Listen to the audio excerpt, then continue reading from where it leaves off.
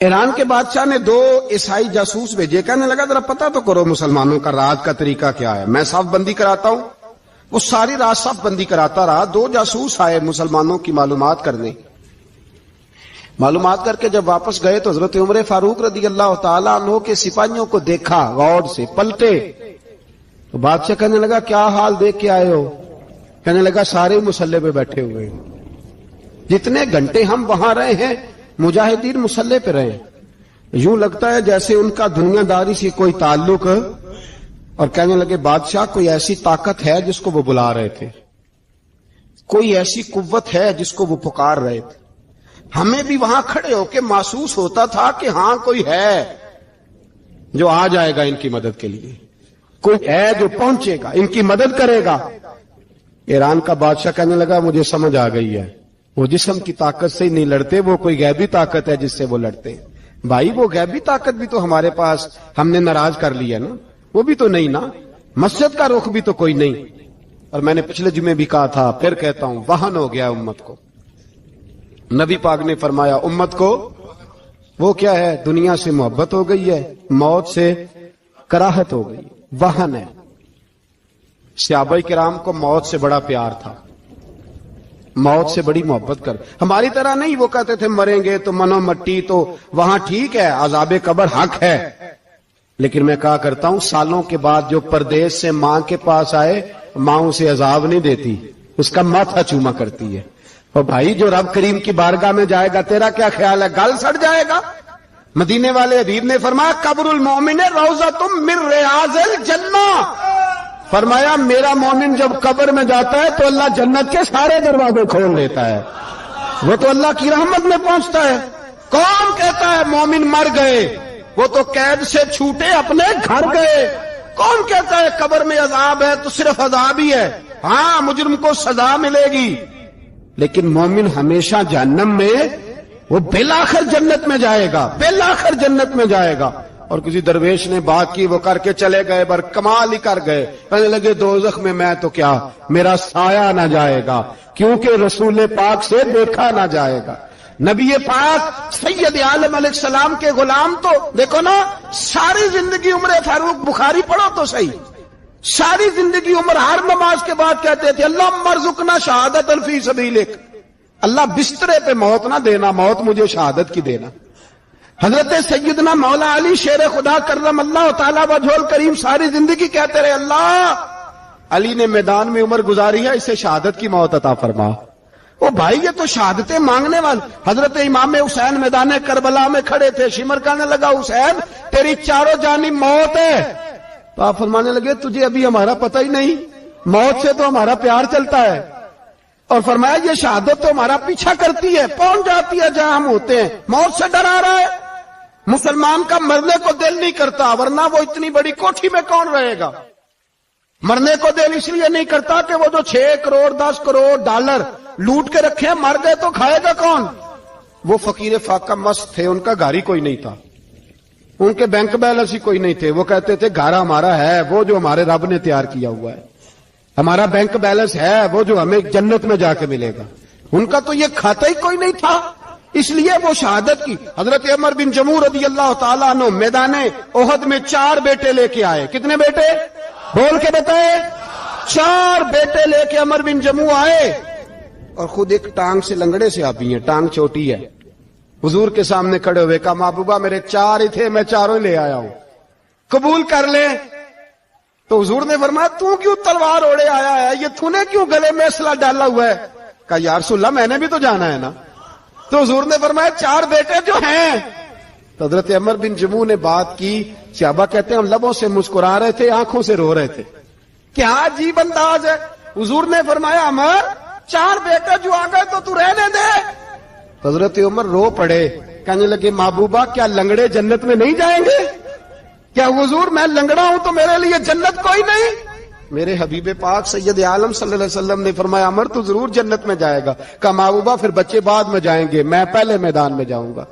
ایک be be 4 بیٹے لے کے آئی احد میں، کہا محبوبہ کل کمائی تھی میں لے آئی ہوں، میرے پاس کوئی اور شے ہوتی تو میں بچا کے نہ رکھتی، بیٹے دے کے نا حاضری لگوا کے تو واپس دروازے پہ لے گئی۔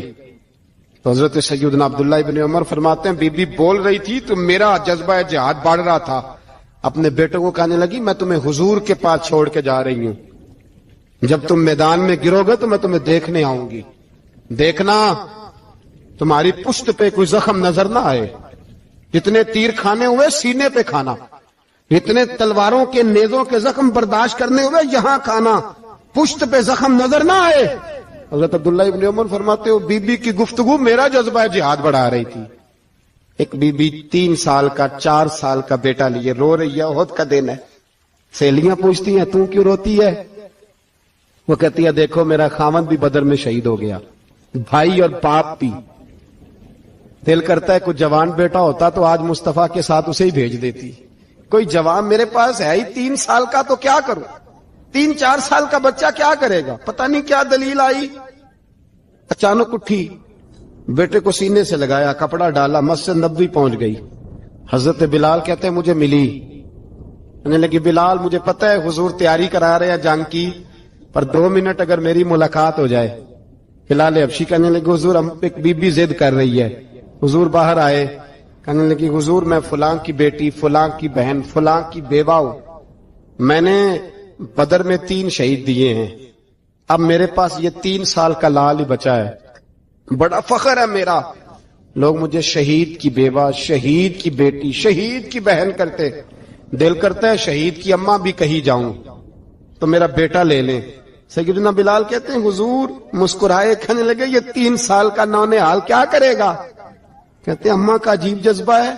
کہنے لگی محبوبہ سنا ہے اسلحہ بھی تھوڑا ہی ہے, ڈھالیں زیادہ کوئی نہیں, میرا بیٹا ساتھ رکھ لیں, جب آپ کی طرف کوئی تیر آیا نا تو میرا بیٹا ڈھال کے اس کو ڈھال بنا کے آگے کر دینا. محبوبہ ڈھال تو بانی سکتا ہے نا. حضرت بلال فرماتے ہیں مصطفیٰ کریم نے فرمایا جا میں نے قبول کیا, قیامت کے دن بیٹا گھر لے جا, جب تیرا نام پکارا جائے گا تو شہید کی اماں کہہ کے ہی پکارا جائے گا, جا تو گھر لے جا. کہتے ہیں چلتے چلتے ایک غریبنی اور آ گئی, اتنی سی اٹی بان کی, اتنی سی. بلال حضور سے ملاقات ہو جائے گی. نبی پاک آ گئے, کہا محبوبہ یہ غلبہ اسلام میں میرا بھی حصہ ڈال لے. حضور نے فرمایا یہ کیا ہے؟ کہنے لگے حضور خامد فوت ہو گیا, اولاد اللہ نے بے نیازی سے دی نہیں, سویرے چرخہ کاٹ کے رزق حلال کھاتی ہوں, میرے پاس نا یہ اتنا سا بان ہے, ایک گھوڑے کی لگام بن جائے گی. محبوبہ حصہ تو ڈال جائے گا نا دین کے لیے, میری قبولیت ہو جائے گی. میرے حبیب نے ہاتھ اٹھائے اور دعا مانگی, کہے اللہ جتنا تو میدان کے مجاہدوں کو اجر عطا فرمائے اتنا اس غریبنی کو بھی عطا فرمانا. حضرت عمر فاروق رضی اللہ تعالیٰ عنہ رات کا وقت چہرے پہ نقاب ڈال کے گلی میں گھوم رہے تھے. میں بھی گلی میں نکلتا ہوں, آپ بھی نکلتے ہیں, لیکن مقصود یہ ہے کہ ذرا پتہ کریں باہر کی ہوا کیسی ہے. مقصود یہ ہے کہ پتہ کریں کہ آج برگر کس دکان کا اچھا ہے, معلومات کریں کہ محلے کی سیاست کس رخ جا رہی ہے. وہ بھی نکلتے تھے, لیکن مقصود یہ نہیں تھا. مقصد سمجھ گئے تھے نا, وہ اس لیے نکلتے تھے کہ پتہ کروں کوئی دکھی تو نہیں, کوئی تکلیف میں تو نہیں, کوئی آزمائش میں تو نہیں. دیکھیں نا کام وہی ہے, میں بھی کرتا ہوں, آپ بھی کرتے ہیں, ساری دنیا کرتی, لیکن وہ ایکم احسن عملا, کردار کس کا ستھرا ہے, ذہن کس کا اونچا ہے, ذوق کس کا بڑا ہے. زندگی وہ بھی بتا گئے, ہم بھی گزار رہے ہیں, لیکن وہی کمزور باتیں اور وہی روایتی گفتگو اور وہی لب و لہجہ اور وہی دنیا داری کے مخصوص سی ہماری گفتگو, فلاں کیا کر رہا ہے, کہاں پہنچ گیا. اگر پیسے کسی نے نہیں کمائے تو کہاں نکھٹو ہے تب نہیں کمائے, اور اگر زیادہ کما لیا تو کہنے لگے 1 نمبر طریقے سے تو نہیں کمائے جا سکتے, یہ کوئی غلط رستہ بڑی گفتگو ہے بس, نشستن گفتن برخاستن. تو اعلیٰ کام اعلیٰ کردار ان لوگوں, حضرت عمر گزر رہے تھے تو غلام ساتھ تھا. ایک شخص کو دیکھا کہ مدینے کے باہر خیمہ لگایا ہوا ہے, بھئی خیریت ہے, یہاں خیمہ کو لگایا؟ کہنے لگا امیر المومنین سے ملنے آیا ہوں, رات ہو گئی تھی تو سوچا یہیں قیام کر لیتا ہوں, صبح ان سے ملوں گا. تو فرمایا اندر کسی